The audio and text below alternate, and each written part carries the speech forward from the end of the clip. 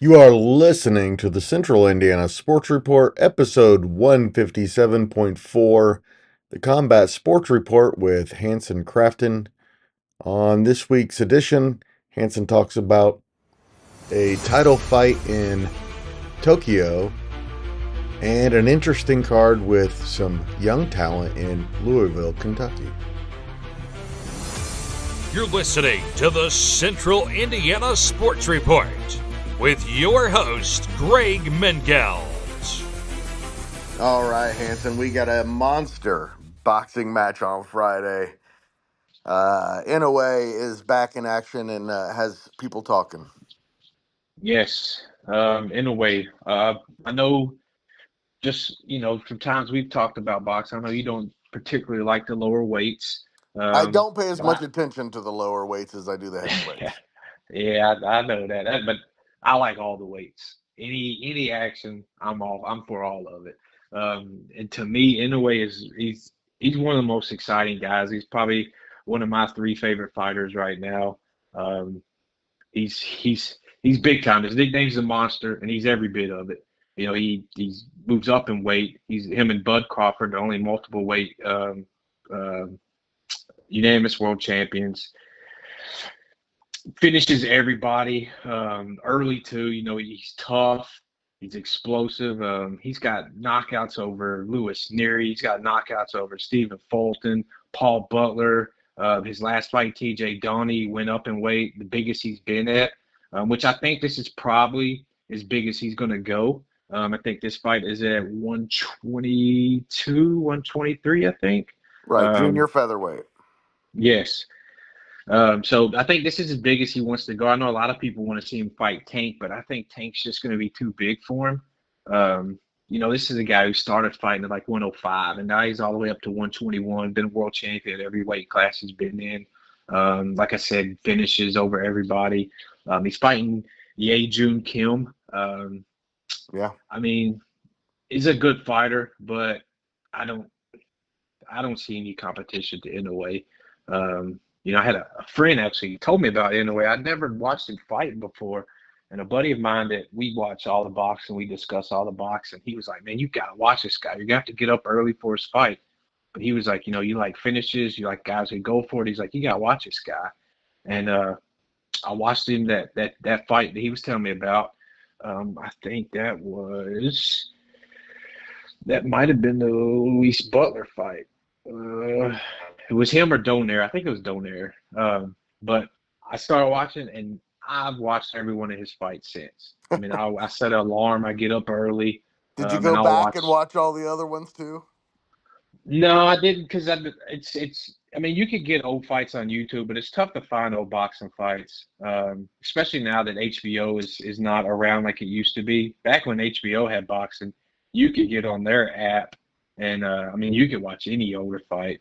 But with the splits and all the boxing now, with HBO being basically out of it, Showtime too, it's tough to go back and watch old fights. Every now and then you can catch one on YouTube, but it's tough to catch old boxing.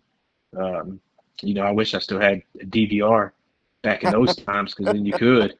But yeah, it's tough to go back. But I've watched everyone since, and I mean, like I said, he's one of my favorite fighters. Him, Tank, and Bud Crawford. Those are my three favorite fighters.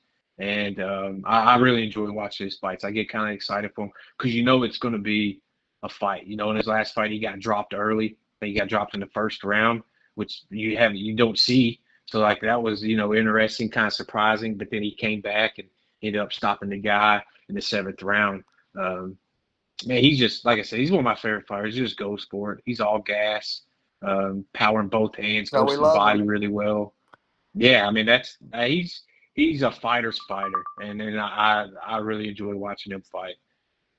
Never been a passive fighter who was any good. Right. You could argue that Floyd Mayweather is a bit passive, but I mean, he's just more athletic than everybody else. But Exactly. Like his generally, defense is an offense. If you watch Floyd, his defense is so high skill leveled. It's you right. can't really call him a passive fighter. Exactly. He just Exactly. he just went with a good. His his game plan was better than everybody's. You're not going to touch me, and Floyd was able to get through fights without being touched. Yeah, but for the most part in boxing, if you're not going at guys, you're forgotten Yeah, as a fighter. yeah, for sure, for sure. All right, tell me about the card because I know it's not the only big fight of the night, and it's the only one in Tokyo. There's another venue, right? Yeah, but I don't know many of these guys. That's the one thing about Inoue is he doesn't fight in the States. He doesn't really Right. work with the promoters, so his cards aren't ever really Right. His card is a bunch of no ones that we know. right. Yeah, that's the one issue with him. That's I usually if I watch his fights, I'm gonna watch his fight. I'll set an alarm for 6:30 because he'll walk at 7, and I'll watch him. But yeah, he doesn't really ever have anybody else on his cards. That's one knock on him. I mean, he did come to the States for his last fight, but that's the only knock people have is he doesn't fight in America, so he doesn't really man, which it doesn't really matter to him. Like, he's No. only fighting one person. He don't care what the card looks like. But the fight fans, that's the only thing you could say about it is just his cards aren't ever really that good. But is he going to get the best fights if he won't leave Japan? I mean, the lower weight, yeah, because the guys go to him. Like Stephen Fulton went to him, Neary went to him. So these guys are going to him to fight. But yeah, like if he was to ever want to come up and fight a Tank or something like it would have to be in America.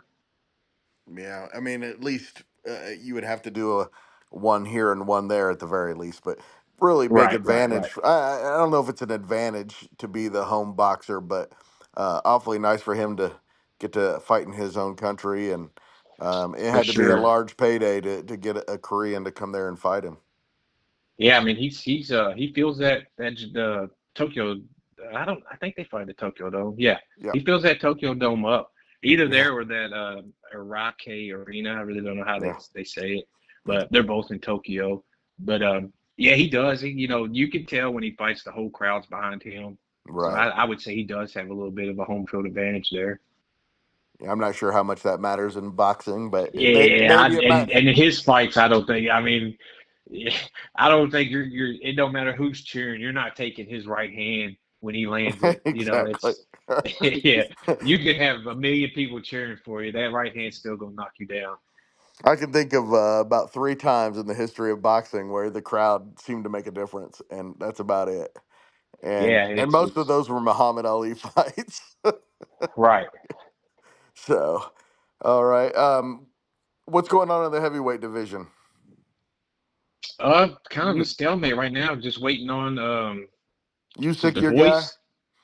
Yeah, I mean Usyk. I mean it's hard to deny him now. I mean he beat Joshua twice. He beat Fury twice. I mean he was an undefeated cruiserweight champion. It's tough to deny Usyk now. I know a lot of people still don't like to give him his credit because with Fury it's so hard because you never know what type of shape he's coming into. Right. He's a guy who can let demons get in the way and stuff, so you never really know. But I think the first Fury fight, he fought a good Fury. The second Fury, I'm not sure what we was looking at. He came Yeah. in way overweight. Um, I'm not so sure on that one. But the first Fury was there. The first 6 rounds, it looked like Fury was going to run away with the fight. And then Usyk turned it on and kind of took it from there. But you can't deny him now. And now it's just kind of, I don't think he's going to, I don't think he's going to fight again. I don't think he has anything else to prove. So I think now it's going to be what Daniel Du Bois does. I don't know if he's going to rematch Joshua or maybe he's going to fight somebody else. I know he was signed to fight Joshua Parker, but I don't know, or Joseph Parker. Yeah. I Just don't know. I don't know if that fell through. I think it might have fell through. yeah. There's he needs to. It needs to be the two of them for sure. We need to. We need to have more heavyweight fights where it's the two best in the world, and we don't have nearly enough of those. No, but hey, I tell you, there's two coming. There's a new guy who just fought Jared Anderson not too long ago, Bicoli. This guy is he's like the reincarnation of George Foreman. I mean, Mm, if you look at the guy, you wouldn't think anything. Punches are fairly slow. Doesn't look like puts anything into him. But when he hits you, I mean, like that last fight, he's fighting Jared Anderson. And Anderson was supposed to be, he's the prospect. He was the one they was showcasing. And I mean, dude hit him with an uppercut, and I thought his head fell off.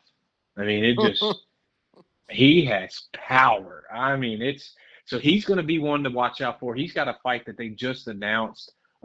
Turkish has now gotten into boxing, which I think is going to be the best thing for boxing is him getting involved. The guy loves boxing. He's throwing a ton of money at it, and he's making Good. He's finally doing what's needed to be done for years. He's making the best fight the best. He's not interested That's in what putting we gotta have. exactly. Like used to boxing was based like the early '90s WWF wrestling. It was a bunch of squash matches. Right. But he's not doing that. He's not going to pay these guys top dollar to go beat up somebody they can beat up without even training for. So he's putting on fights. So he's got a card coming up. It's going to be Ryan Garcia versus Rolly Romero, and then Devin Haney's fighting Ramirez on there, and then Bacoli's on there as well. And I think they're getting him a good heavyweight to fight. He's been a guy who, since his last fight, he's had a hard time getting a fight. I know they wanted to see him and Zhang, which would have been a fireworks. I like Zhang too, Yeah. but Zhang didn't take the fight. So they're trying to get. It's going to be somebody else. I think they're trying to get this up and comer. I think his name's like Ubaje or something like that. I think that's who they're wanting to bring in. He's another kind of exciting guy. So I think, Bacoli, and there's a couple of young guys coming up that are, fresh out of Olympic trials and stuff like that. I've seen fight on some undercards. So it seems like, give it a little bit, but I think the heavyweights are coming back. I think we're going to get a couple big-time heavyweights within the next couple of years. And in the next couple of weeks, anything we should be looking out for? Yes, so Saturday is a nice boxing card here in Louisville. So there is a young kid here, Juicy Demontaze Duncan. He is from Louisville. He's out of high school. I don't want to get his age wrong, but he can't be older than 20. He's very young, and he has been exciting. He's somebody that Louisville's been watching since the amateurs. He fought a lot here when he was in the amateurs. He was ranked number 1 in the world at his weight class when he was in the amateurs. I think he fought amateur maybe 47, but he was ranked number 1, number 2 in the world as the amateur. He fought the number 2 guy. They went back and forth. They fought twice and they split. But he was Golden Gloves winner, national Golden Gloves winner, all that stuff. Well, he turned pro right out of high school. Started out like 6-0, ran into a tough fight. I think it was a kind of a trick. I think that he was led to believe the guy he was fighting wasn't what he was. So he fought a guy who was a top prospect at one point, and they made it seem like he was kind of coming off the couch, like he'd been kind of sitting down for a while. But he looked like he was in really good shape for that fight. He was longer than Juicy. He was a little bit bigger. And he was a grown-up. I think he was 26, 27, and Juicy was probably 19 when he fought this guy. Ran into a little bit of trouble in the first round. I think he kind of charged him a little bit, got caught with something. Didn't drop him, but you could tell it kind of like shook him up a little bit. So it took him a couple of rounds. And then, honestly, one of the things I saw in that fight was just how tough he was. Being a kid, in there, it's a rough sport. Boxing's not, it's not for everybody. But, Right. He's in there with an adult. And he won the last 3 rounds in my eyes. You could probably give him 4. It was an 8-round fight.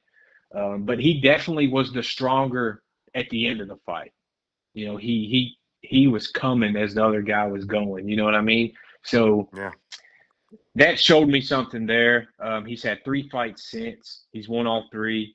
So he's got a fight coming up this weekend. It's Saturday. He's going to be taking on a guy he's got 50 fights under his belt. Real tough guy, Jose Romans. I saw his last fight was also here in Louisville.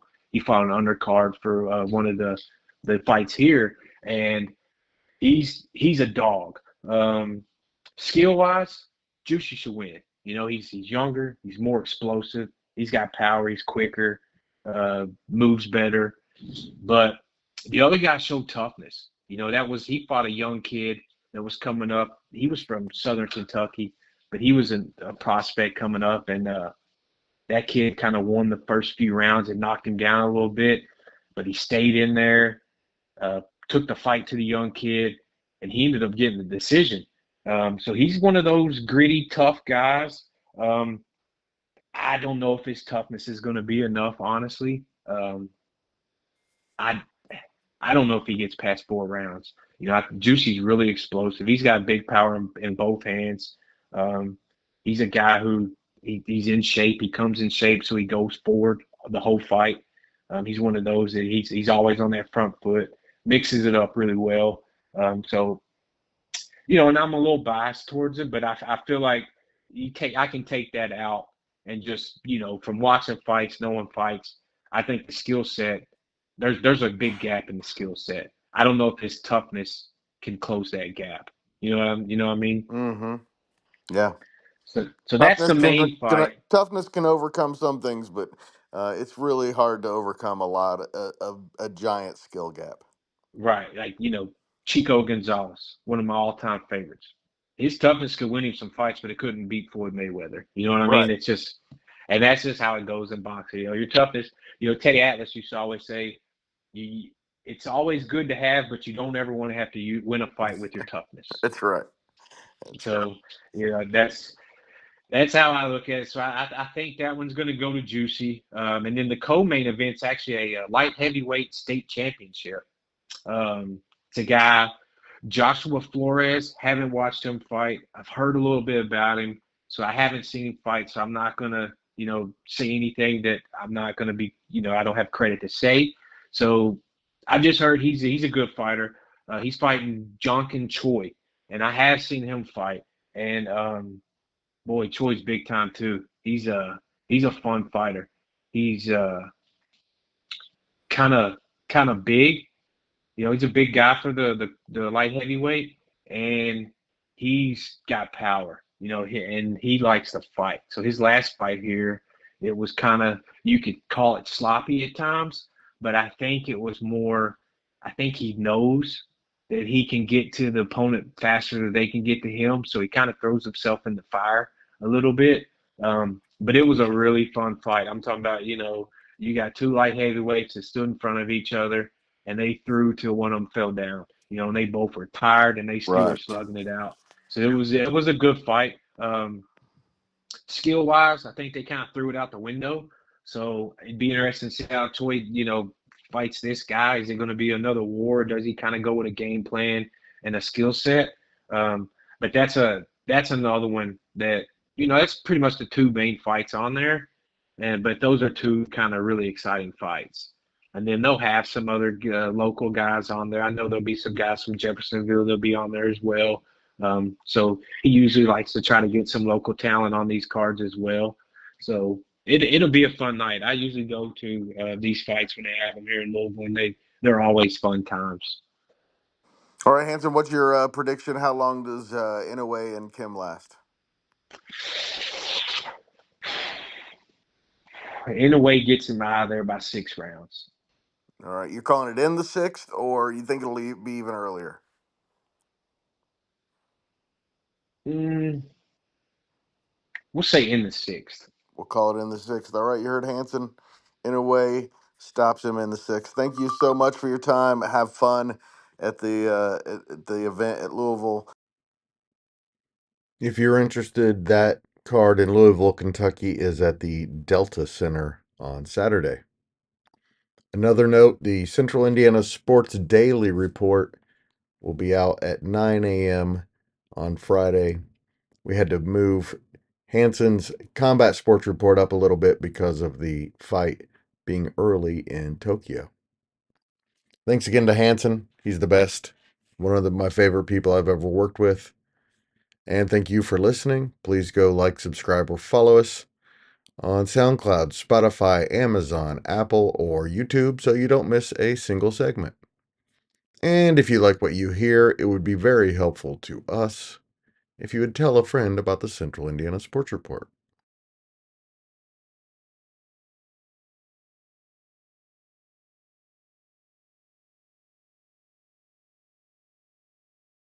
The Central Indiana Sports Report is a product of ITG Media. And I love Susie.